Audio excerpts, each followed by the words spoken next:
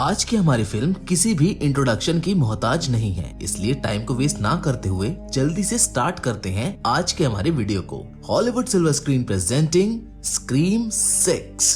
तो कहानी की शुरुआत में हमें एक लेडी को दिखाया जाता है जिसका नाम लॉरा होता है, जो बार में आई होती है डेट के लिए, पर जिसके साथ उसकी डेट होती है वो वहाँ पर नहीं आता है। इसीलिए लॉरा वहाँ पर अकेले बैठी होती है, लेकिन तभी उसके मोबाइल पर एक अननोन नंबर से मैसेज आता है, जिसके बाद उनके बीच कुछ बातें होने लगती है, जहाँ वो अननोन पर्सन लॉरा से उसके पसंदीदा हॉरर मूवी के सीन्स के बारे में पूछता है और बातों ही बातों में दोनों के बीच मोबाइल पर सेम इंटरेस्ट रिलेटेड कुछ बातें हो जाती है। जिसके बाद वो पर्सन लॉरा को बाहर से बाहर आने को कहता है और पास ही एक गली में बुलाता है। लॉरा भी उसकी बात मानकर उस गली में चली जाती है, जहाँ एक किलर पहले से ही मौजूद होता है जो लॉरा को बड़ी बेरहमी से मार देता है, जिसकी वजह से उसकी वहीं पर मौत हो जाती है। जिसके बाद वो किलर अपना मास्क चेहरे से हटाता है तो हमें पता चलता है कि उस किलर का नाम जेसन है, जो एक स्कूल स्टूडेंट है और लॉरा उसकी टीचर थी। जिसके बाद जेसन अपने कपड़े चेंज करके वहाँ से जाने लगता है। रास्ते में जेसन को तारा नाम की एक लड़की मिलती है जो उसी के साथ स्कूल में पढ़ती है। उनके बीच में कुछ बातें होती हैं, जिसके बाद तारा अपने फ्रेंड्स के साथ क्लब चली जाती है और जेसन अपने घर। अब घर आने के बाद जेसन अपने मास्क को क्लीन करने लगता है। जिस बीच उसके पास उसके रूममेट ग्रेग का कॉल आ जाता है, जहां उन दोनों के बीच में कुछ बातें होती हैं और हमें पता चलता है कि उन दोनों ने साथ मिलकर लोगों को मारने का प्लान बनाया था। अब ग्रेग किलर की आवाज में जेसन से पूछता है कि अब आगे हमें किसे मारना है, जिस पर जेसन उसे तारा और उसकी सिस्टर सैम का नाम बताता है। लेकिन तभी जेसन को याद आता है कि इस बारे में तो ग्रेग को कुछ पता ही नहीं है, जिस वजह से अब जेसन को फोन पर बात कर रहे ग्रेग पर शक हो जाता है। वो जल्दबाजी में अपना फ्रिज खोलता है तो उसे उसमें ग्रेग की आधी खाई हुई बॉडी मिलती है और जैसे ही जेसन पीछे मुड़कर देखता है उसे वहाँ पर रियल किलर मिलता है जो उसे भी मार देता है। जिसके बाद अब अगले सीन में हम सैम को देखते हैं, जो डॉक्टर क्रिस्टोफर के पास थेरेपी सेशन के लिए आई होती है क्योंकि वो अपने साथ हुए हादसों को भुलाना चाहती है। उसी सेशन के दौरान डॉक्टर क्रिस्टोफर उससे तारा के बारे में पूछते हैं, जिस पर सैम डॉक्टर से कहती है कि वो ऐसे बिहेव करती है जैसे वो सब कुछ भूल गई हो, वो उस बारे में बात भी नहीं करना चाहती है और यहाँ तक कि सबको ये लगता है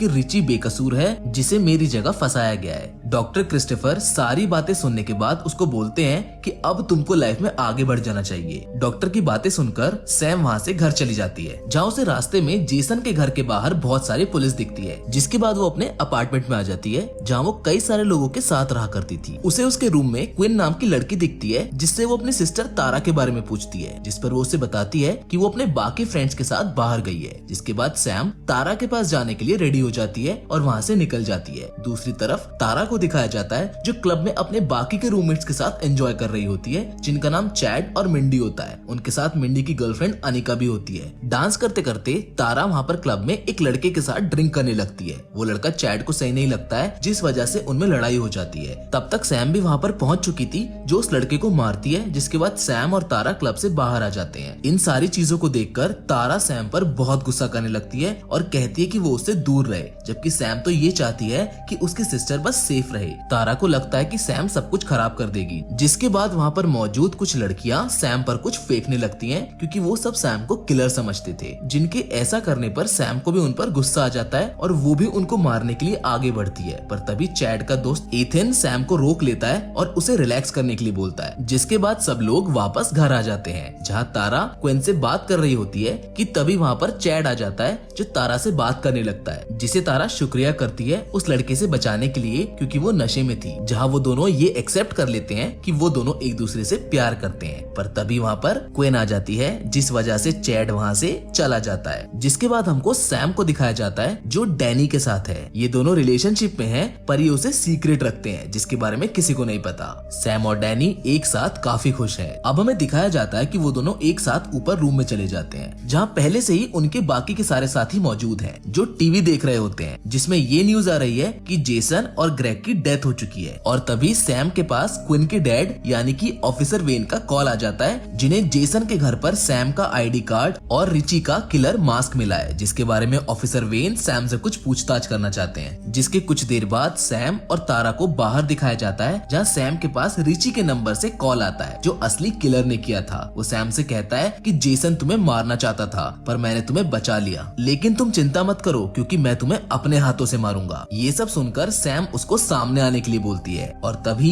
एक किलर उनके सामने आ जाता है जो तारा पर हमला कर देता है। पर तारा को बचाते हुए सैम उसे लेकर एक पास के स्टोर में छिप जाती है। वो किलर भी उस स्टोर के अंदर आ जाता है जो सबको मारने लगता है, जहाँ स्टोर में मौजूद एक आदमी किलर को गन से शूट करने की कोशिश करता है, पर वो किलर उसकी गन लेकर उसी को शूट कर देता है। सैम और तारा दोनों ये सब छिपकर देख रही होती हैं, जिसके बाद वो दोनों एक साथ मिलकर किलर पर हमला कर देती हैं और स्टोर के बाहर आ जाती हैं, जहाँ पर अब पुलिस भी आ चुकी है। जिसके बाद सैम और तारा को पुलिस स्टेशन में दिखाया जाता है, जहाँ ऑफिसर वेन तारा और सैम से पूछताछ कर रहा होता है। वो उन दोनों को रिची का मास्क दिखाते हैं, जिस बारे में उन्हें कुछ भी नहीं पता था। ऑफिसर वेन उन्हें सैम की बाकी लड़कियों के साथ लड़ाई की वीडियो भी दिखाते हैं और बताते हैं कि बहुत से लोग अभी भी तुम्हें रियल किलर समझते हैं, जिसे सैम उन्हें प्रूव करने के लिए बोलती है। जिसके बाद तारा उन्हें बताती है कि रियल किलर अपनी आइडेंटिटी को सीक्रेट रखता है, जिस पर ऑफिसर वेन उन्हें बताते हैं कि वो तुम्हारे करीबी लोगों में से भी एक हो सकता है, इसीलिए तुम्हें सावधान रहना होगा। जिसके बाद वहाँ पर एक लेडी आती है जिसका नाम कर्बी होता है, जो उन्हें उनके केस में मदद करने के लिए बोलती है, क्योंकि उसका भी रियल किलर मास्क से पहले सामना हो चुका है। जिसके बाद अब सैम और तारा घर जाने के लिए निकल जाते हैं, जहाँ पुलिस स्टेशन के बाहर उन्हें मीडिया वाले घेर लेते हैं, जिनके बीच एक गेल नाम की रिपोर्टर भी होती है, जिसे तारा एक जोरदार पंच मारती है, क्योंकि उसी रिपोर्टर ने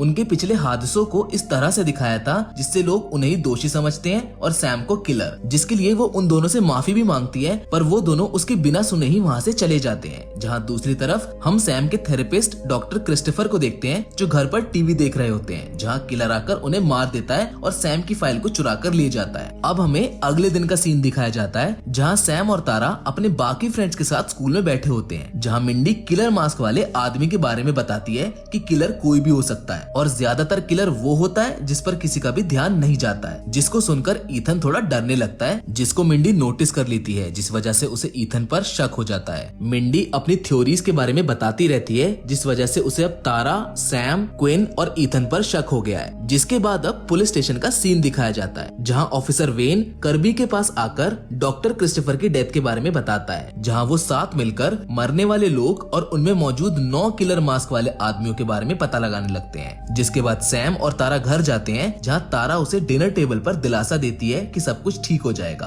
तारा ये भी बोलती है कि वो दोनों मिलकर इन सब चीजों को एक साथ हैंडल कर लेंगे, पर सैम अपनी सिस्टर तारा को इन सब में घसीटना नहीं चाहती थी, पर फिर भी तारा की बातें सुनकर उसे हिम्मत मिलती है। जिसके बाद बाकी रूममेट्स भी उनके पास आ जाते हैं और उन्हें हौसला देते हैं कि वो सभी साथ मिलकर इस सब का सामना करेंगे। जहाँ खुशी खुशी में सैम भी सबको बता देती है कि वो और डैनी रिलेशनशिप में है। उधर दूसरी तरफ डैनी अपनी विंडो से क्विन के रूम में देख रहा होता है, जहाँ किलर क्विन को मार देता है और उसके सभी दोस्तों के पास उसकी डेथ पिक्चर को सेंड कर देता है। जिसके बाद सबको पता चल जाता है कि अब क्विन की भी डेथ हो चुकी है और वो सभी जल्दबाजी में क्विन के रूम में भागते हैं, जहाँ पर किलर भी मौजूद है, जो मिंडी और अनिका पर हमला कर देता है, लेकिन वो सब वहाँ से भाग जाते हैं। डैनी अपने अपार्टमेंट के बाथरूम से एक सीढ़ी उनके अपार्टमेंट तक फेंकता है ताकि वो सभी वहाँ से निकल सके। बाकी सब तो वहाँ से निकल जाते हैं, पर अनिका को किलर सीढ़ी से गिराकर मार देता है, जिसको देख सब बहुत परेशान हो जाते हैं और रोने लगते हैं। जिसके बाद हमें अब अगले दिन का सीन दिखाया जाता है, जहाँ अपार्टमेंट के बाहर एम्बुलेंस खड़ी है। तभी डैनी सैम के पास आता है और उसे संभालने की कोशिश करता है, क्योंकि अब सैम को ऐसा लगने लगा था कि उसकी वजह से ही तारा और बाकी सबकी जान खतरे में है। लेकिन डैनी उसे कहता है कि इसमें तुम्हारी कोई गलती नहीं है। पर तभी वहाँ पर ईथन आ जाता है, जिस पर सबको शक होने लगता है, क्योंकि कल रात सिर्फ वही था जो उन सबके साथ नहीं था। पर ईथन उस पर कहता है कि मैं स्कूल के बाकी बच्चों के साथ पढ़ रहा था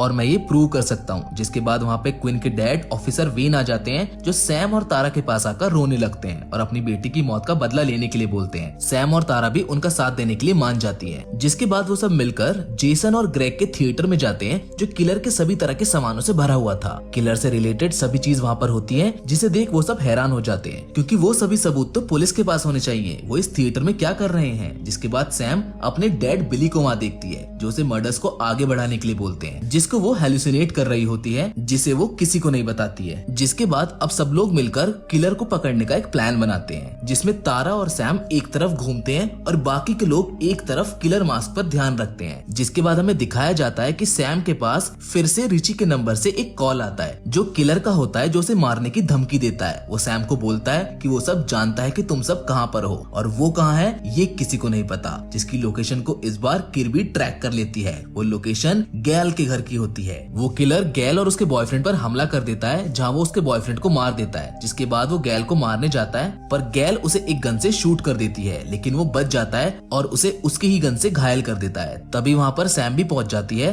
पर तब तक किलर भाग जाता है। रिपोर्टर गैल अब बेहोश हो चुकी थी, जहाँ थोड़ी देर बाद डैनी आ जाता है, जिस पर वो लोग शक करते हैं। सैम इन सबसे बहुत परेशान थी, इसलिए वो सबको बताती है कि वो खुद को उस किलर के हवाले कर देगी, क्योंकि अब सबकी जान खतरे में है। उसके दोस्त उसको ऐसा करने के लिए मना करते हैं। वो सब बोलते हैं कि हम सब किलर से एक साथ लड़ेंगे, जिनके साथ ऑफिसर वेन भी होता है। वो सब उसी थिएटर में किलर को पकड़ने का प्लान बनाते हैं, जिसके लिए वो सब मेट्रो पकड़ते हैं। लेकिन मेट्रो में आधे से ज्यादा लोग किलर के हुलिये में होते हैं, क्योंकि आज हैलोवीन की रात है। मिंडी और इथन एक साथ बैठे होते हैं और बाकी के दूसरे लोग एक साथ। जहाँ कुछ देर बाद किलर मिंडी के पास आता है और उसे नाइफ से स्टैब करके चला जाता है, जिसे इथन भी देख लेता है और डरते डरते बाकियों को मदद के लिए बुलाता है। जिसके बाद फिर वो सब मेट्रो से बाहर आ जाते हैं और किर्बी उन्हें थिएटर में लेकर जाती है, जहाँ सैम डैनी को साथ चलने से मना कर देती है, क्योंकि वो उनके ग्रुप से नहीं होता है, क्योंकि सैम उसे किसी भी मुसीबत में घसीटना नहीं चाहती थी। जिसके बाद डैनी उसे सावधान रहने को कहकर वहाँ से चला जाता है। अब हम देखते हैं कि थिएटर के अंदर तारा, सैम, चैड और किर्बी जाते हैं, जिसके बाद वो अलग अलग हो जाते हैं। जहाँ सैम अपने डैड बिली की ड्रेस के पास आती है, जो सैम से कहता है, जिसे वो सेफ जोन समझती है, दरअसल में वो सेफ जोन नहीं है। जिसके बाद सैम अपने डैड बिली का नाइफ ले लेती है।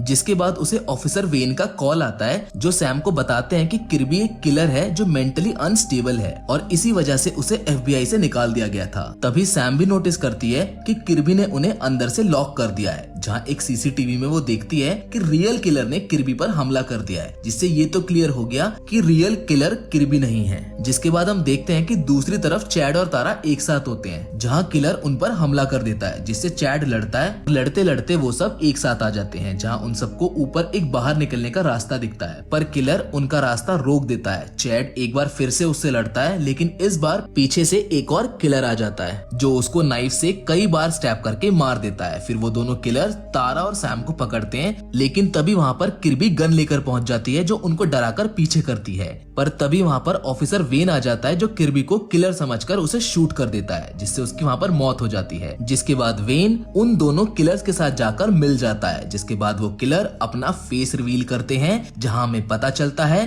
कि एक किलर इथन है तो दूसरा क्विन, जो कि मरी नहीं थी, जिसने बस मरने का नाटक किया था। और वो दोनों रिची के भाई बहन हैं, जिनके पिता वेन हैं, जो रिची की मौत का बदला उन सब से लेना चाहते हैं। जिसके बाद वो सब मिलकर तारा और सैम को मारने आगे बढ़ते हैं, जहां सैम उन्हें मारती है और मौका पाते ही तारा इथन के मुंह में नाइफ से हमला कर देती है। जिसके बाद सैम भी गन से क्विन को शूट कर देती है। इथन और क्विन तो वहीं मारे जाते हैं और वेन को सैम ऊपर से नीचे गिरा देती है। जहां कुछ देर बाद वेन उठता है तो उसे एक कॉल आता है, जिसे पिक करने पर किलर उससे हॉरर मूवीज के बारे में पूछता है। इससे पहले कि वो कुछ समझ पाता, किलर पीछे से उस पर अटैक कर देता है, जो कोई और नहीं बल्कि सैम ही होती है अपने डैड बिली की ड्रेस में। जिसके बाद वो एक नाइफ को सीधा वेन की आंखों में घुसा देती है, जिससे उसकी भी मौत हो जाती है। जिसके बाद वो दोनों बहनें वहाँ पर बैठ जाती हैं और कुछ बातें करने लगती है। सैम उससे बोलती है कि आगे मैं तुम्हें किसी चीज के लिए नहीं रोकूंगी, तुम्हें जो करना है तुम वो कर सकती हो। वो दोनों अब खुश होती हैं कि तभी वहाँ इथन आ जाता है उन्हें मारने के लिए, जो अभी मरा नहीं था। लेकिन तभी वहाँ पर किर्बी एक मशीन से उसे मार देती है, जो भी जिंदा होती है। जिसके बाद डैनी भी वहाँ पर पुलिस वालों को लेकर पहुंच जाता है, जो उन सबको वहाँ से सुरक्षित निकाल लेते हैं, जिसमें वो लोग किर्बी और चैड को भी बचा लेते हैं, जो भी मरे नहीं थे बल्कि जिंदा थे। जहाँ तारा चैड को किस करती है और फिर सैम उस किलर वाले मास्क को